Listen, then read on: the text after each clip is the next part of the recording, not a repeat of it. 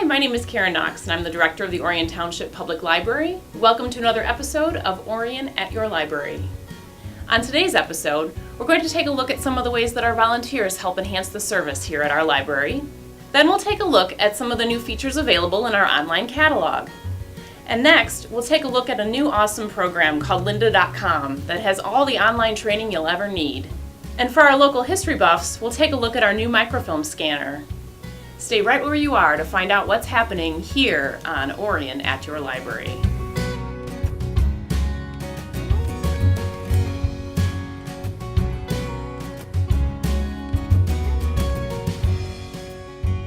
We use a lot of volunteers here at the library. Let's take a look at those opportunities.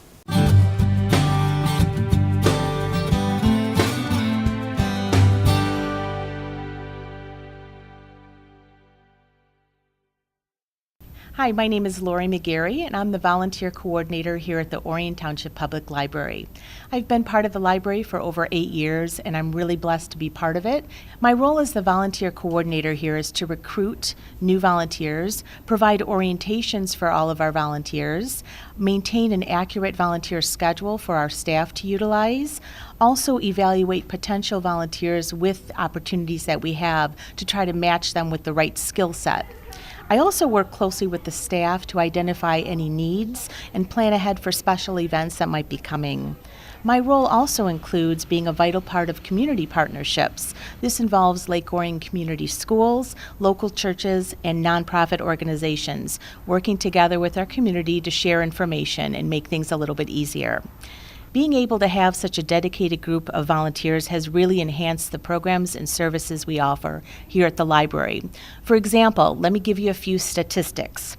Last year in 2013, we had over 244 volunteers, 92 of which are adults, 152 teens.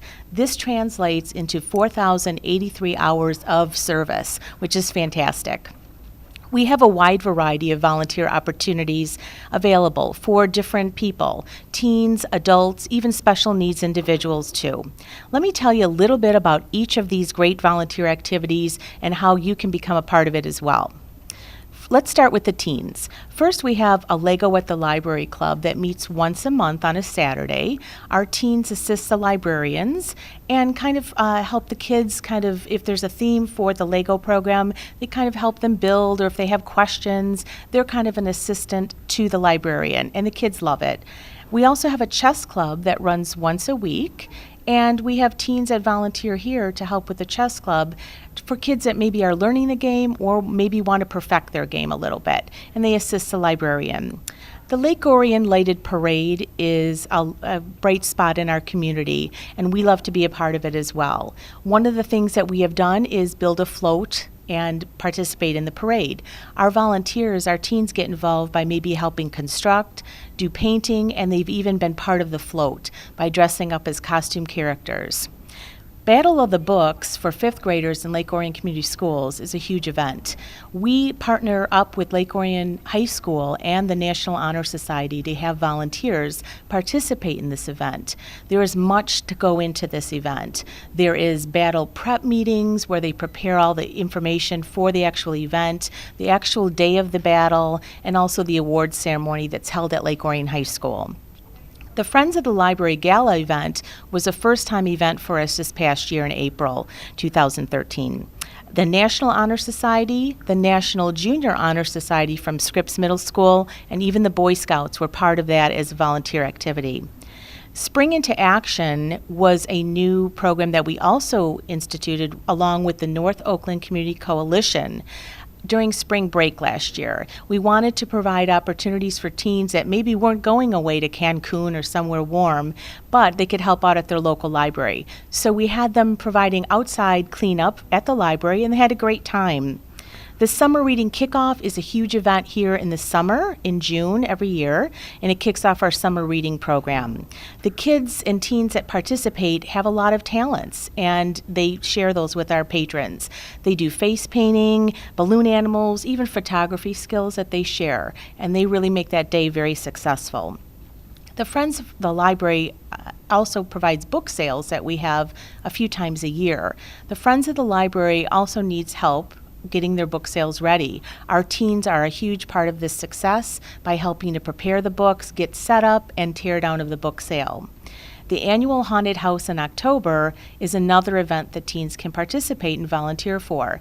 They help with planning, organizing, setting it up, decorating, and even kind of besides the decorating is using costumes to kind of add to the flair of the haunted house.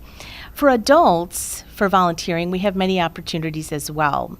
We have support services, which does a lot of the preparation of new materials that are coming out, security tagging, processing of new materials, both books, CDs, DVDs, and disc cleaning for any materials that probably go out and come back with scratches. Our IT department is another area that our volunteers sometimes have an interest in. Maybe they have a background in IT, in computers, and they would like to help that way. They help with various scanning and data entry projects. Also, shelving is another avenue that people can volunteer for. Shelving and building maintenance is something that people may not think necessarily are volunteer activities, but people do enjoy that. And if they have a hobby, maybe woodworking or like to work outside, building maintenance is another area they can volunteer in. Also, special needs individuals. We have community partnerships with a few organizations that work with special needs adults, whether they be physically or emotionally impaired.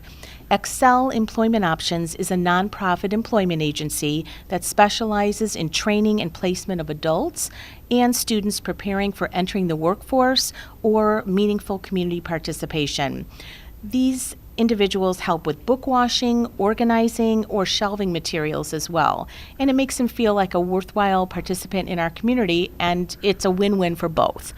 NOVA, which is the North Oakland Vocational Association, helps to support people with disabilities by providing volunteer activities, work programs throughout Oakland County, and we are pleased to have them here as well. New Horizons Rehabilitation Services is a nonprofit agency committed to enhancing the quality of life for people with disabilities by providing vocational training or volunteer activities. And we also have some people that come from New Horizons. They come on a weekly basis and sometimes with a job coach that assists them. Let me show you some of the areas here at the Orion Library where our volunteers contribute their time and talents. In the youth department, there's multiple shelving activities, cleaning and organizing, and even in our craft room here is where most of our craft and story times get done.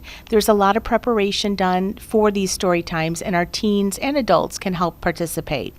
Magazines in the periodical room is another area where our volunteers are an asset. There's many to be reshelved and organized and put in the proper order, and this is part of our shelving and shelf reading. DVDs are always very popular at the library. People love to come to the library and get DVDs. And it's also another area that gets very busy, and we do use our volunteers to help put back the DVDs in the proper order and get the newest releases available to the public.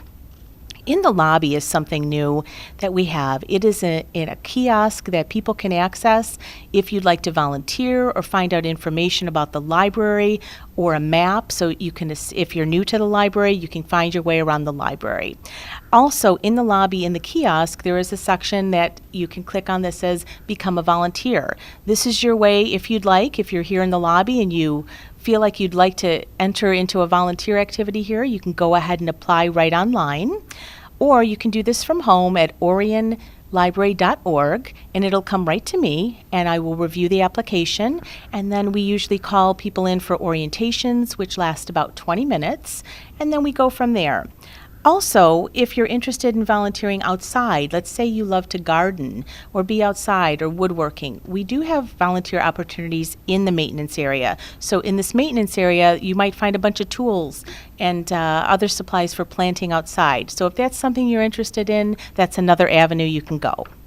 So if this sounds interesting to you, we would love to have you as a volunteer here at the Orion Library.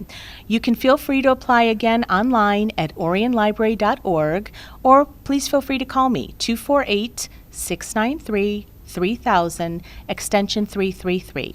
We couldn't do what we do without our team of dedicated volunteers. So I want to thank you for watching, and I look forward to meeting you.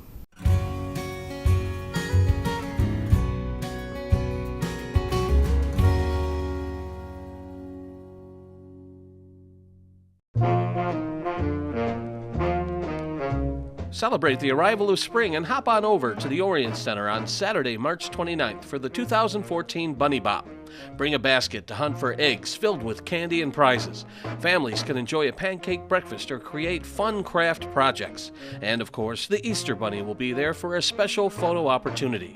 The family-friendly fun starts at 10 a.m. Pre-registration is required. For more information, visit oriontownship.org or call 248-391-0304, extension 305.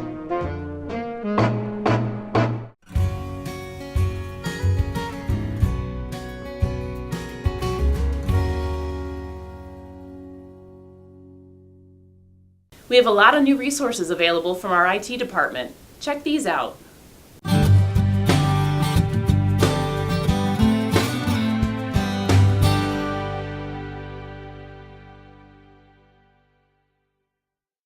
Hi, my name is Steve Saunders. I am the web coordinator here at the Orion Township Public Library, and today I'm going to be showing you a couple of the new features in our new-ish online catalog, where we start with the lock-in/community information section.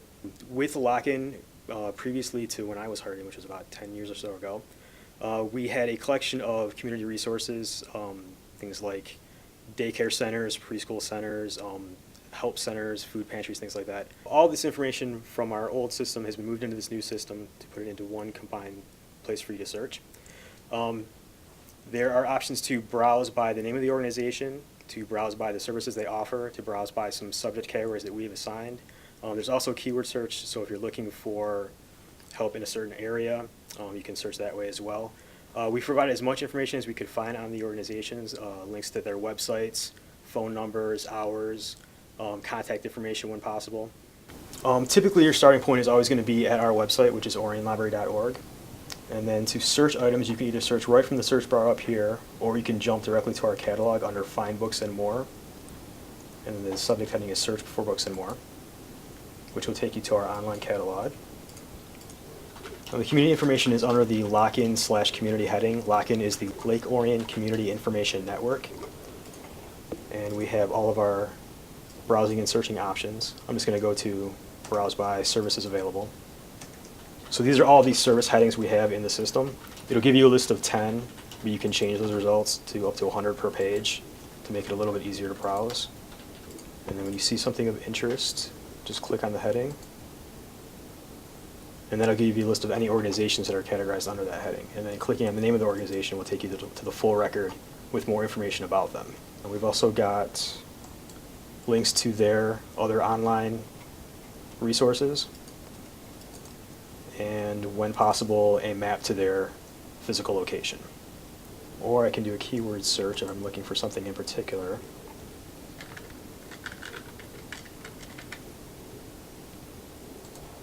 And again, we get a list of 10 that we can then change.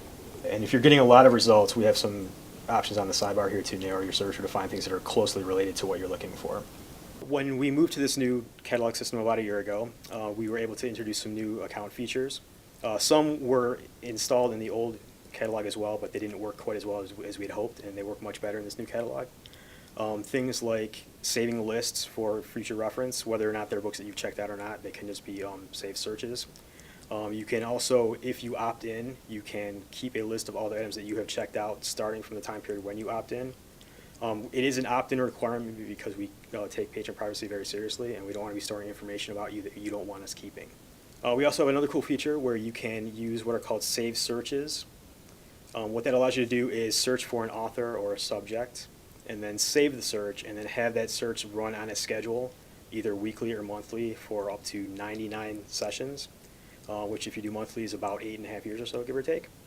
And what that'll do is it'll run that search for you and only show you new results.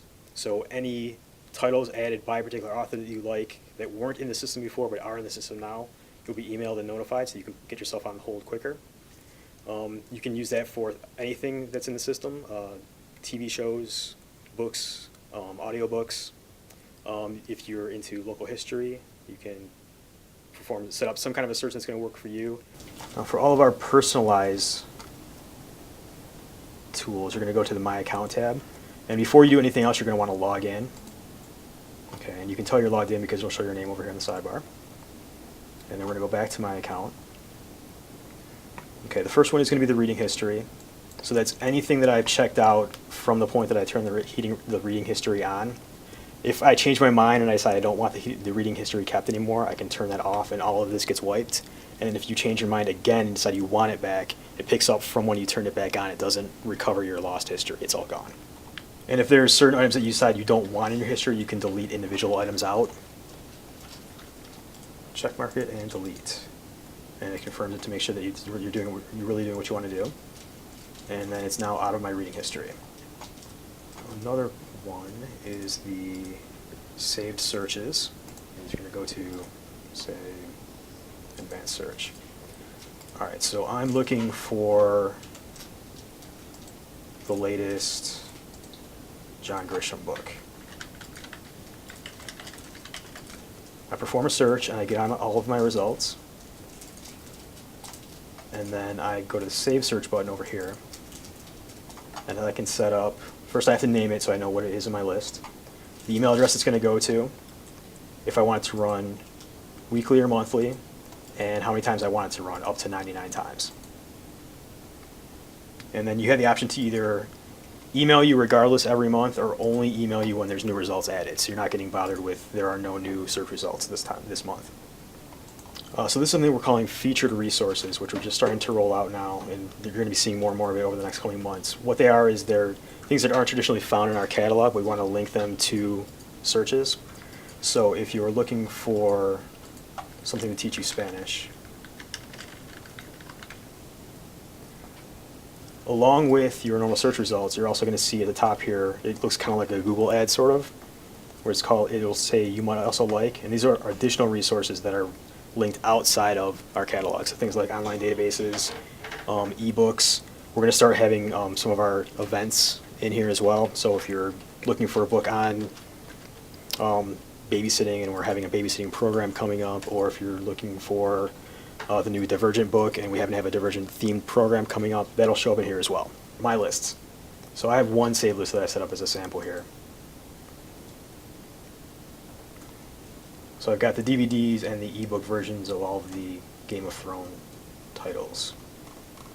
Now what I can do with this, if I want to, I can print it out, or I can email it either to myself or someone else if I want to share this list with somebody. And then what they'll get is just it's basically this without all of our sidebars and headers and things. And all the links will be clickable so that when your friend gets it, they can click on the link, it'll jump them right back to our catalog so they can actually see the item. And the way you would do that is pretty similar to the saved searches. You would perform a search.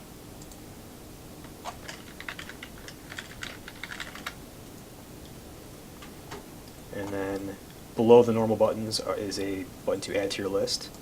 You can either add it to an existing list or you can create a new list right from here.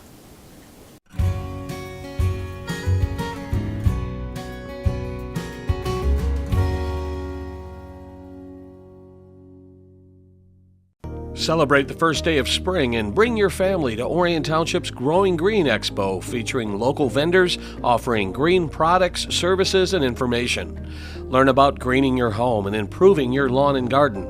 Pick up information on energy efficiency and conservation. Take part in hands-on activities. Drop off your used batteries, light bulbs, scrap metal, and electronics for recycling. Bring in documents for shredding. Donate old eyeglasses and hearing aids. The event and parking are free to the public. The Growing Green Expo takes place on Wednesday, March 19th from 11 a.m. to 5 p.m. at the Orion Center, located at 1335 Joslin Road. For more information, visit oriontownship.org or call 248-391-0304, extension 306.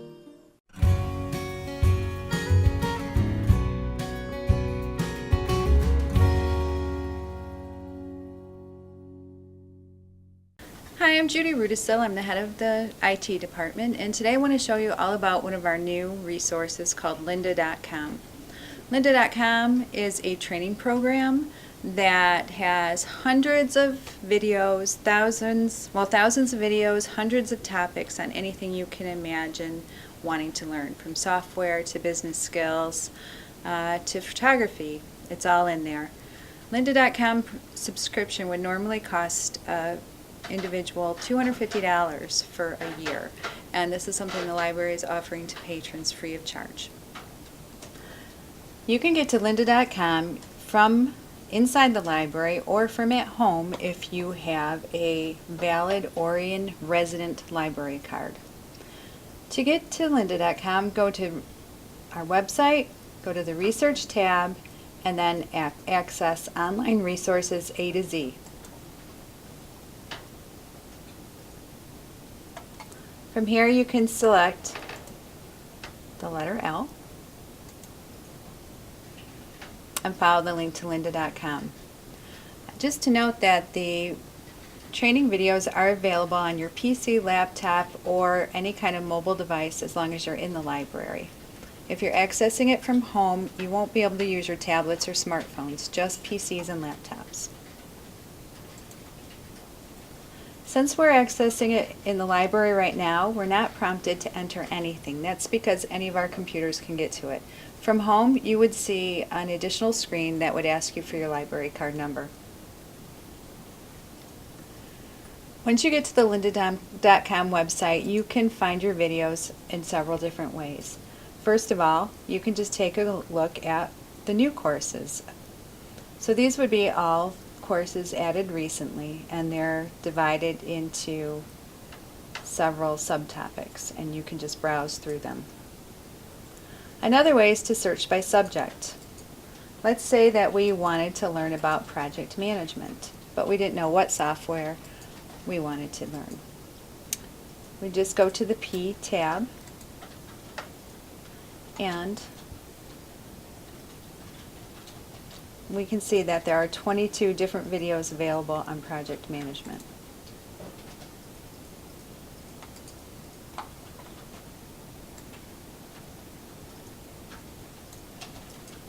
Once you've selected a video, you'll see that each of the topics is then divided down into chapters.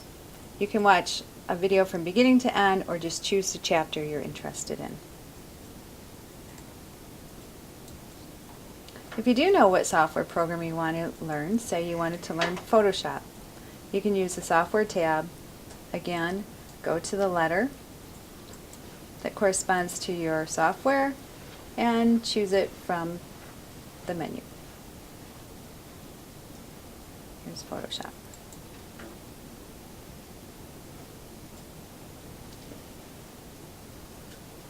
Finally, you can search just by typing in keywords. Say I needed help revamping my resume. I can type resume in the search box, and here are different videos relating to building a resume. You can even search for Lynda.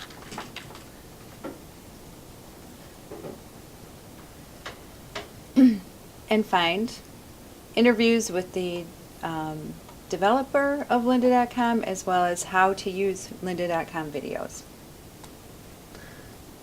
Any other help you need on lynda.com you can get from our librarians.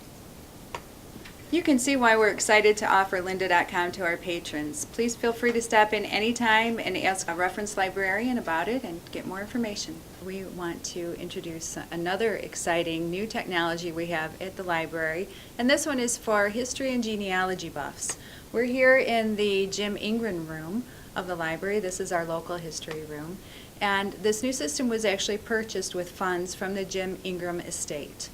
What we have here is a ScanPro 3000 ultra high definition microfilm scanner, and what it's going to allow users to do is to enhance the images from the microfilm and microfiche that they're looking at. They can adjust brightness and contrast, they can enhance the images in many ways, as well as save them to a USB drive, print them, and even make them OCR readable. We have several different documents and publications available here at the library on microfilm and microfiche, but our librarians can interloan anything you're interested in from other libraries as well. Don't forget to ask. So how do you get started on this system? Well, first step is to talk to a librarian about what microfilm you're going to need to look at. They will be happy to get it for you and help you get it loaded on the machine and get logged into the machine and get started. I have already loaded a roll of microfilm for the Orion review on our scanner, and it's a 16 millimeter roll film, and so we're going to choose this icon here. As you can see, our film is showing up in a negative image, and we're going to go over here to this icon on the bottom right called Film Type to change that image into something we're more accustomed to seeing. You'll see the screen selection box always showing up on the screen, and that's what lets you adjust the image. You're always going to be looking for the screen selection box. If this isn't the page that you were interested in viewing, there's a slider here under the motorized roll film control that allows you to advance or rewind the film. So I'm going to get this page on, the second front page it's called. You can notice that the film has a lot of shady dark areas. So what we're going to start with is just to adjust the brightness. Right down here in the control area you'll find a brightness box with an up arrow and a down arrow. In order to make it a little brighter, we're going to click the up arrow. You should have noticed that as we were clicking the up arrow, the brightness of the page changed. You can do the same with the contrast. Oftentimes you'll find in microfilm that the text might be readable, but the pictures are of lower quality or darker quality. You can also use the spot edit feature to select just one picture or one article and brighten or darken that area separately using the spot edit controls. Once you've done editing, you can send this page to the printer or perhaps save it to the hard drive or your own flash drive. One last feature I'd like to share with you is the word search feature. By clicking on word search and typing in a keyword, in this case I'm using Mackinac, once you click find, it will actually go through your selection, which is anything in the green box, and look for that word. When it finds it, it'll highlight it on the page. As you can see from this quick start chart, there are many features available in this software. You're just going to have to come in and try them out to know what they all are.